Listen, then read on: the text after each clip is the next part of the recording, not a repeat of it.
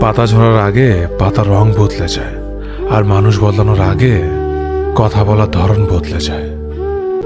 একবার ফ্যামিলি প্রবলেমে পড়ে দেখুন, দেখবেন দুনিয়ার কোনো কিছুই ভালো লাগবে না। সময়ের সাথে বোঝা যায় কে আপন, কে পর, কে বন্ধু, আর কে স্বার্থপর।